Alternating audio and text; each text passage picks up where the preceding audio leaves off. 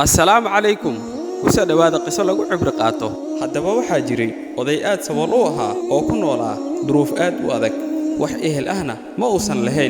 uusan heli jirin xataa wax uu cuno dadka deriskiisa ah ayaa u keeni jiray wax uu ku noolaado maalinkii oo waxay u keeni jireen cuntadii ka soo harta sida ayuu ku noolaa balse ninku wuxuu ahaa nin alle ka cabsi badan oo mar walbana tala saarto alle habeenada ka mid ah asagoo hurda ayaa wax uu ku riyooday asagoo ku jira masjid oo salaadii uu dugtay nin oday ah ayaa soo ag fadhiistay waxaana uu ku yiri noloshaan adag ee duruuftan hadii aad doonaysid in aad ka baxdid waa inaad badsataa salliga nabiga har iyo habeenba ninkii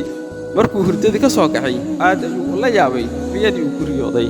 isla meeshii ayuu ku bilaabay salliga nabiga in muddo markuu waday salliga nabiga calayhi salaatu wasalaam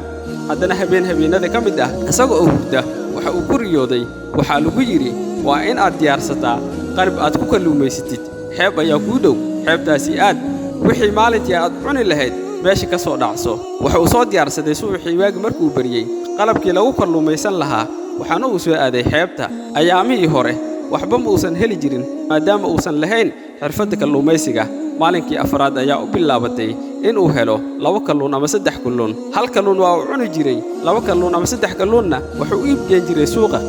lacagtii uu ku soo baxdana meel ayuu dhigan jiray waxa uu go'aansaday inuu ka baxo nolosha kaliinimada ah ee uu ku nool yahay waxaana uu raadiyay gabar la wadaagto nolosha waxa uu helay haweeney xoogoo ah balse alle ka cabsi badan haweeneydii ayuu u soo bandhigtay guurkii waana ay ka ogolaatay waxaana ay ku tiri maadaama aad tahay qof alle ka cabsi badan shaqaystana diyaar ayaan u ahay gabadhii ayuu guursaday gabadhiina wuxuu u sheegay waa in aad badisaa salliga nabiga noloshaan adagna waan ka bixi doonaa insha Allah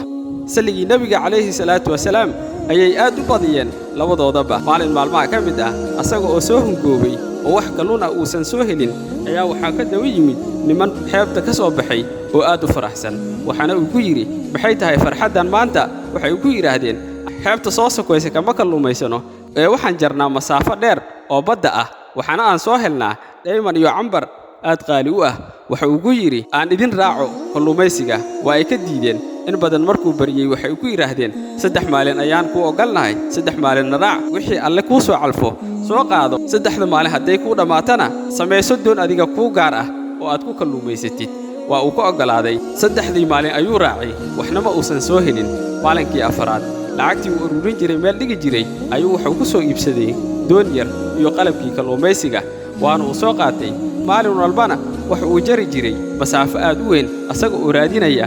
cambar iyo macdan qaali ah in muddaha markuu jari jiray masaafada sidaa u weyn asaga oo go'aansaday in uu joojiyo masaafadan fog ilaa waa uu ku dhibtooday ayaa wax uu soo helay maalinkii u dambeysay cambar aad u yar cambarkii ayuu soo qaatay waxaana uu la yimid xeebta asagoo faraxsan waa uu soo weys qaatay salaad ayuu u istaagay asagoo maraya rakacadii labaad ayaa waxa soo hormaray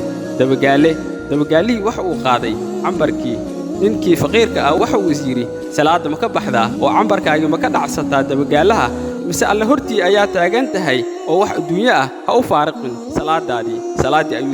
salaadii ayuu sii watay markuu dhameeyay salaadii waxa uu daba raacay raadkii dabagaalaha suu u socdayna dabagaalihii waxa uu geeyay meel uu ku urursan jiray cambarta uu soo qaato waxaana uu meeshii ka helay cambar aad u badan waa uu soo qaaday asagoo faraxsan ayuu gurigii yimid xaaskii ayuu u sheegay waan ku faa'iidnay salligii nabiga oo maanta taajir ayaynu nahay waxaa soo helay cambar aad u badan cambarkii ayuu qaaday suuq ayuu geeyay waxaana uu ku soo helay lacag aad iyo aad u badan guri ayuu ku iibsaday waa uu joojiyay shaqadii adkeed ee kalluumaysiga ahayd waxa uu samaystay ganacsi noloshiisana waxa ay noqotay heer sare waxaana uu noqday qofka ugu taajirsan magaalada dadkii magaalada